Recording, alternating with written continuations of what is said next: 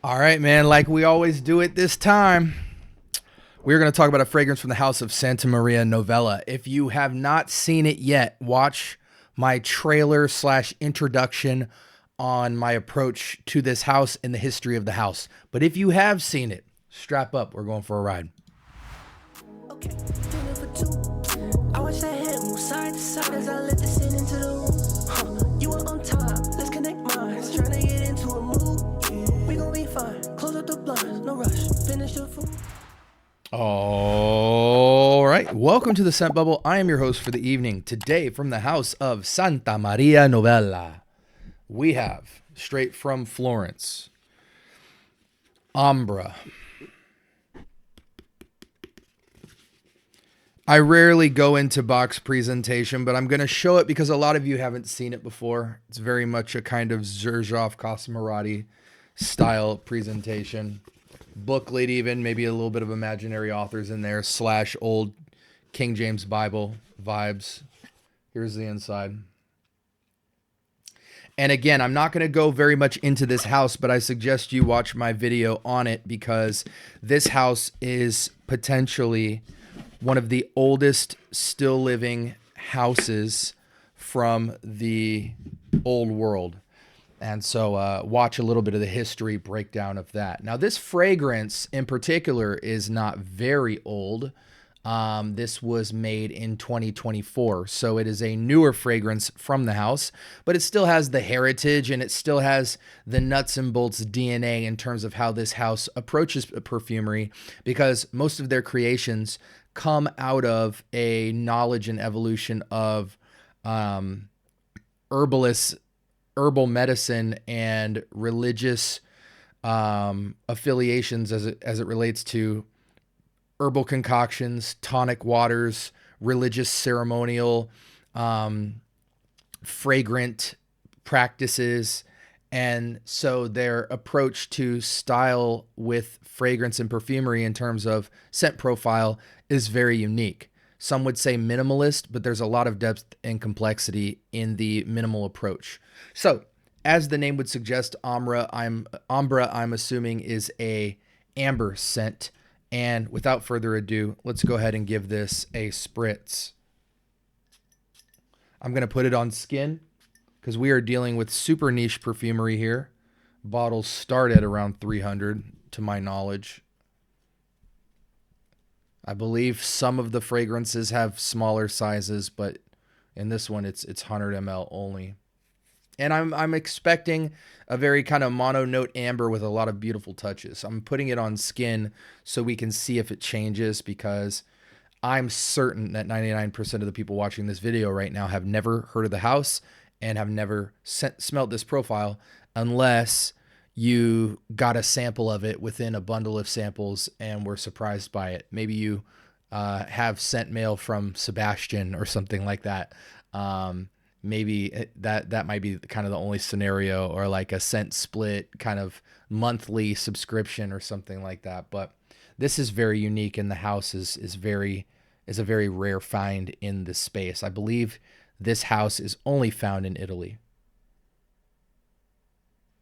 And it's a beautiful scent. It's simple, it's clean, it's warm, it's beautified by kind of a soft, woody, soft, sweet, spicy nature to it. It's got a bit of a soft powderiness, even a somewhat resinous or like balsamic nature.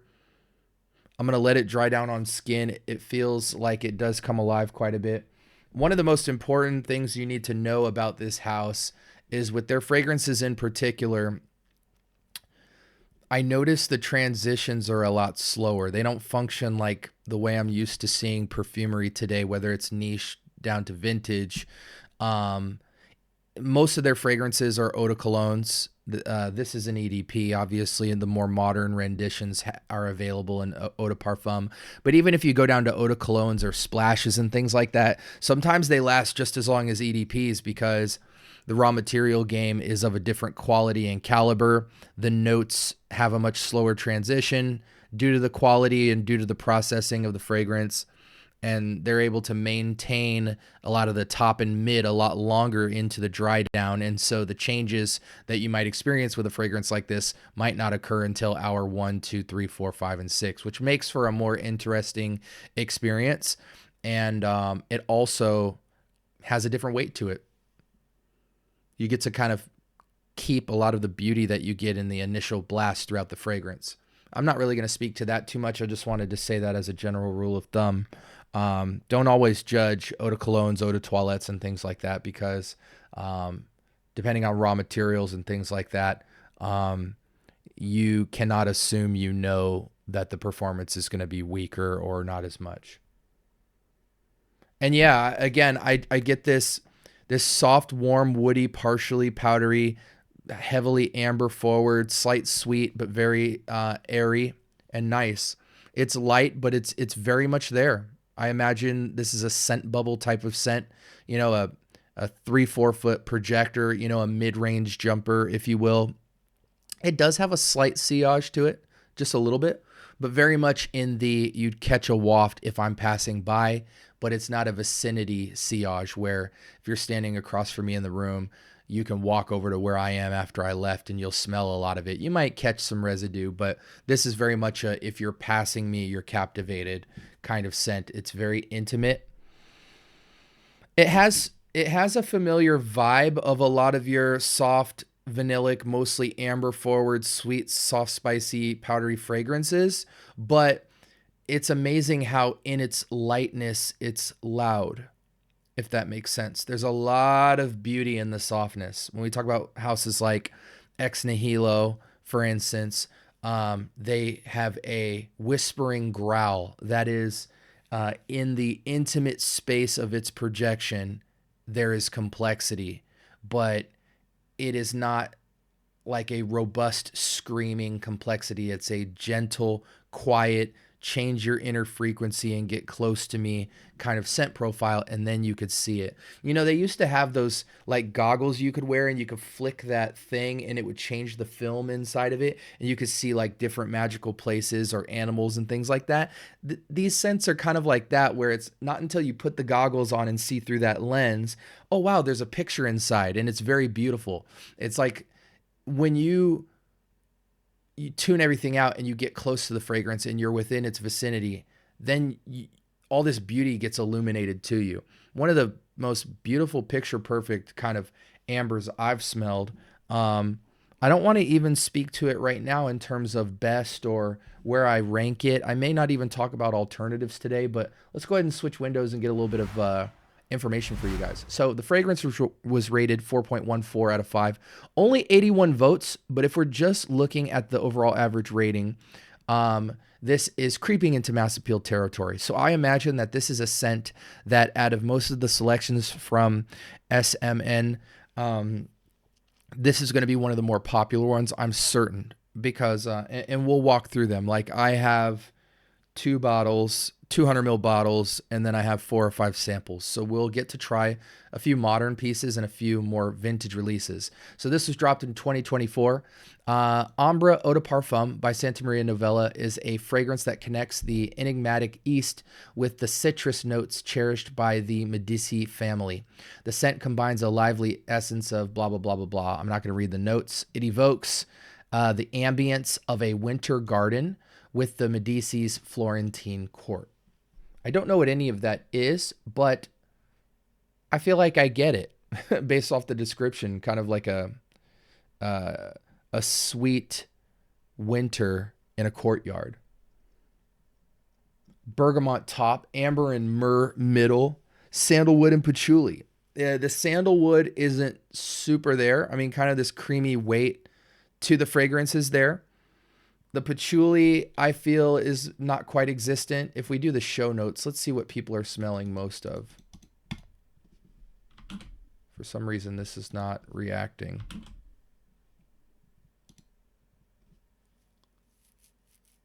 Am I losing internet here? What's the deal? Okay. Well, anyways, I guess we'll ignore that. I guess my internet's being jinky. Thank God we're not live streaming. But yeah, amber, myrrh, sandalwood, and patchouli. I mostly get this amber with the tiniest, freshest myrrh tint. Very lively, bright opening. It, interestingly enough, even though the description of this fragrance tends to lean towards, and we'll just go back out here, even though the essence of this fragrance tends to lean like fall winter, I think it's soft and fresh enough to be any season, any reason. That just makes total sense in my mind.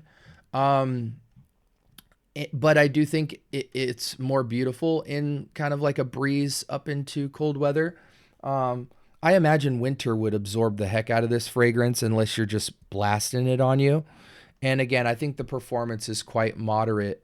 The comparisons here, um,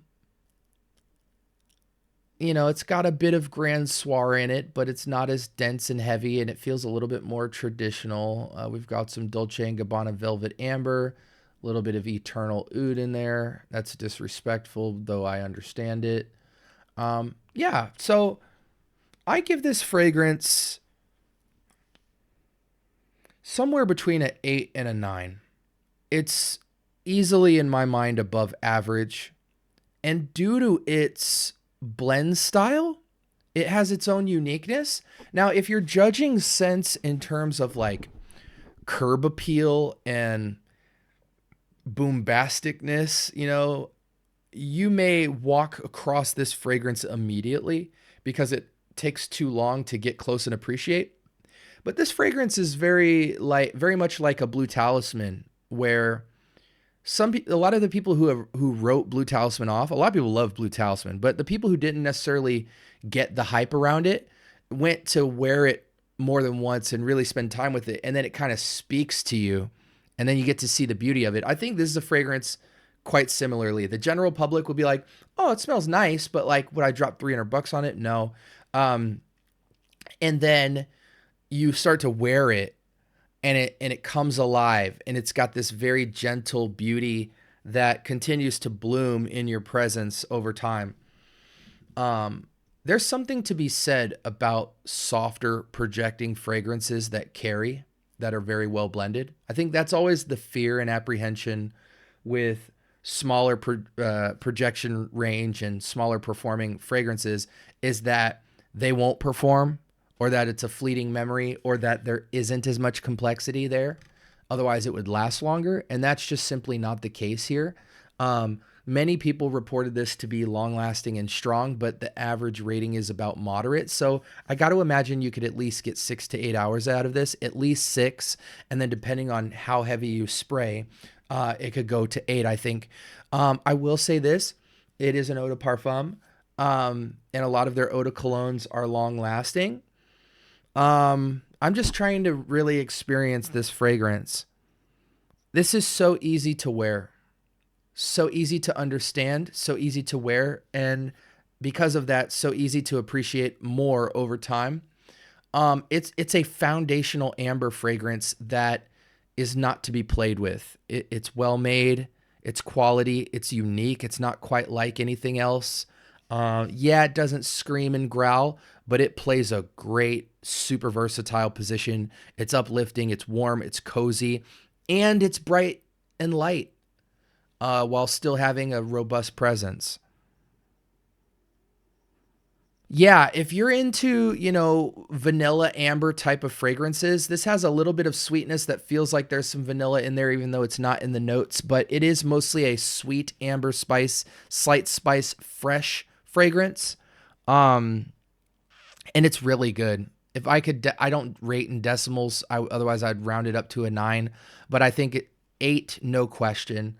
I think it's perfectly unisex. It does not lean either way to me. Very, very strong fragrance. You might ask yourself, well, SB, how did you acquire this? My mom was in Florence, in various parts of Italy recently, And I asked her, I know of this house and I know of many houses in Italy that aren't anywhere else in the world. And so I gave her a hit list of fragrances to pick up for me and bring back to the States. And so there was obviously some selections from this house that I wanted, and she brought those to me along with a few others that you guys will see in the future. So shout outs to Mom for looking out. I was like, hey, look, if you don't see these things or if it's hard to find, enjoy your retreat, enjoy your vacation. But I know of some things that I would have to pay a nice, tax on, if I order them online. And so she looked out. But yeah, the house is somewhat expensive. 100 mils kind of start around the 300 range. You can go smaller if 50 mls are available. I definitely don't think this is blind buy worthy. Like, try and sample this house. And honestly, the reason why I went through with having these fragrances is because for me and my journey, this is history. It's not so much about the profile and caliber of the scent as it is the hands that made them. These are ancient artifact pieces built on history and quality and prestige. This house doesn't go around tooting its horn into the every end of the earth. They are a staple where they live. It is an experience that can only be had if you actually are in Italy. And historically, this is a museum piece in a lot of ways. So is it the best fragrance I've ever smelled? No, but there's a lot of beauty to appreciate, not just with the scent, but with the story, and just knowing that the heritage of the hands that make a fragrance like this come from a house that is over 500 years old. So for that, it's perfect for a collector like me, because when I wear it, I get to think about the story and heritage of where this comes from, and that almost in a naive way increases the scent profile for me to where a guy like me could enjoy this even more than the scent itself would suggest to the average person, because it alivens my senses to where I would appreciate this, and maybe somebody else might just think it's average. But highly recommend you get your nose on it, because this is niche perfumery at its finest, and it does give a different vibe and a different weight to perfumery that you might not be familiar with. Beautiful bottle to have on the shelf, beautiful presentation. I will be giving this a lot more wear. As far as the transition to skin, it feels quite similar, I feel like the fragrance opens up and blooms even more on skin, where some of the notes space out a little bit, and you kind of get more of an air and a dance between notes and in the composition, whereas it feels more linear on the test strip to me. But get your nose on it, man, because texturally and all the different components of character, even though it's a simple scent profile, it's got a lot of texture and nuance within it, but it's such an easy wear. Guys and girls, you'd absolutely love this. Definitely get your nose on a sample. And again, this was from the house of Santa Maria Novella. And this was Ambra, which is a unisex scent. Is there anything I left out? I don't really want to speak to alternatives. Go on Fragrantica and see. I read some of the ones that it reminds people of, but I do think it's a one-of-one experience that you can't really, go around the corner with it to get a similar experience as this. So definitely get your nose on it if you want to try it, and watch my video on the history of the brand. So love you guys. If you have any questions, talk to me in the comments. I do talk back. Like, comment, and subscribe. More importantly, turn on that notification bell. I drop videos every single day of the week, and I've been doing that for almost 2 years now straight. So with that being said, hope you guys have a great week. Talk to you soon. Peace.